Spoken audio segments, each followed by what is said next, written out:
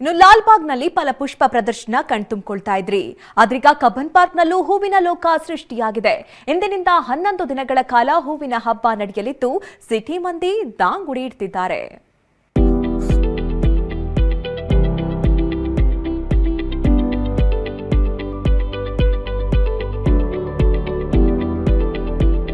ಹೂವಿನಲ್ಲೇ ಸೃಷ್ಟಿಯಾಗಿರೋ ಕರುನಾಡಿನ ಭೂಪಟ, ಫ್ಲವರ್ನಲ್ಲಿಯೇ ಮೂಡಿರೋ ಚಿಟ್ಟೆ, ಕೋಳಿ, ಹಂಪಿ ರಥ, ಪ್ರವೇಶ ದ್ವಾರದಲ್ಲಿ ಕಾವೇರಿ ತಾಯಿಯ ಸ್ವಾಗತ. ಕಬ್ಬನ್ ಪಾರ್ಕ್ನಲ್ಲಿ ಧರೆಗಿಳಿದ ಪುಷ್ಪಲೋಕ ಇದು.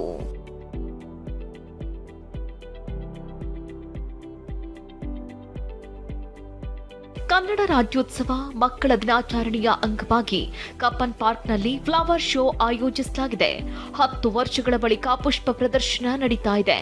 ಸರ್ಕಾರದ ಮುಖ್ಯ ಕಾರ್ಯದರ್ಶಿ ಶಾಲಿನಿ ರಜನೀಶ್ 11 ದಿನಗಳ ಕಾಲ ಫ್ಲವರ್ ಶೋಗೆ ಇವತ್ತು ಚಾಲನೆ ನೀಡಿದ್ರು. ಇನ್ನು ತರಕಾರಿಗಳಲ್ಲಿ ಅಂದ್ರೆ ಟೊಮೊಟೊ ಆಗಿರ್ಬೋದು ಮತ್ತು ಹಾಗಲಕಾಯಿಗಳನ್ನು ಬಳಸಿ ಮಾಡಿರುವಂತಹ ಆನೆ, ಈ ರೀತಿಯಾಗಿ ಮಕ್ಕಳನ್ನು ನೋಡುವಂಥ ಸಂದರ್ಭದಲ್ಲಿ ಪರಿಸರದ ಬಗ್ಗೆ, ತರಕಾರಿಗಳ ಬಗ್ಗೆ ಜೊತೆಗೆ ಸಾಕಷ್ಟು ಮಾಹಿತಿಗಳು ಕೂಡ ಮಕ್ಕಳಿಗೆ ಸಿಗುತ್ತೆ ಮತ್ತು ಆಕರ್ಷಣೆ ಆಗಿರುತ್ತೆ, ಖುಷಿ ಕೊಡುತ್ತೆ.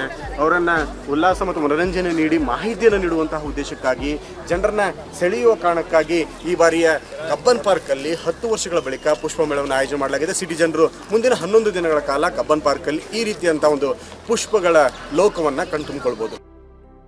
ಈಗಾಗಲೇ ಹೂವಿನಲ್ಲಿ ಅರಳಿದ ಆನೆ, ಚಿಟ್ಟೆ, ಡಾಲ್ಫಿನ್ ಕಲಾಕೃತಿಗಳು ಎಲ್ಲರ ಕಣ್ಮನ ಸೆಳೀತಾ ಇದೆ. ಸರ್ಕಾರಿ ಶಾಲೆ ಮಕ್ಕಳಿಗೆ ಉಚಿತ ಪ್ರವೇಶ ಇದೆ.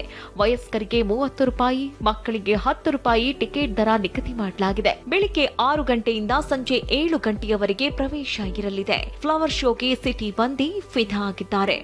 ಕಬ್ಬನ್ ಪಾರ್ಕ್ ಇವತ್ತು ತುಂಬಾ ಕಲರ್ಫುಲ್ ಆಗಿದೆ. ತುಂಬಾ ಬೇರೆ ಬೇರೆ ಹೂವಿಂದ ಅಲಂಕಾರ ಮಾಡಿದ್ದಾರೆ. ಅಲ್ಲಿ ಯಾಣೆ, ಹಸು ಅದೆಲ್ಲ ಮಾಡಿ ತುಂಬಾ ಕ್ರಿಯೇಟಿವಿಟಿ ಆಗಿತ್ತು. We have to appreciate the artist. ಮತ್ತೆ ಬೇರೆ ಬೇರೆ ಹೂ ಇಟ್ಟಿರೋದು ಇನ್ನೂ ಚೆನ್ನಾಗಿತ್ತು, ನೋಡಕ್ಕೆ ಕಲರ್ಫುಲ್ ಆಗಿದೆ. ಫ್ಲವರ್ ಶೋ ಹಿನ್ನೆಲೆಯಲ್ಲಿ ಕಬ್ಬನ್ ಪಾರ್ಕ್ ಒಳಗಿನ 2 ರಸ್ತೆಗಳಲ್ಲಿ ಸಂಚಾರ ನಿರ್ಬಂಧಿಸಲಾಗಿದೆ. ಹೈಕೋರ್ಟ್ನಿಂದ ವಿಠಲ್ ಮಲ್ಯ ರಸ್ತೆ ಸಂಪರ್ಕಿಸುವ ರಸ್ತೆ, ಬ್ಯಾಂಡ್ ಸ್ಟ್ಯಾಂಡ್, ಬಾಲಭವನ ಮುಂಭಾಗದ ರಸ್ತೆಯಲ್ಲೂ ಸಂಚಾರ ನಿರ್ಬಂಧಿಸಲಾಗಿದೆ. ಇದರಿಂದಾಗಿ ಚಿನ್ನಸ್ವಾಮಿ ಮೈದಾನ, ಮಲ್ಯ ರಸ್ತೆ, ವಿಧಾನಸೌಧದ ಸುತ್ತಮುತ್ತ ಟ್ರಾಫಿಕ್ ಜಾಮ್ ಉಂಟಾಯಿತು. ವಿನಯ್ ಕುಮಾರ್ ಕಾಶಿಪನವರ್, ಟಿವಿ9 ಬೆಂಗಳೂರು.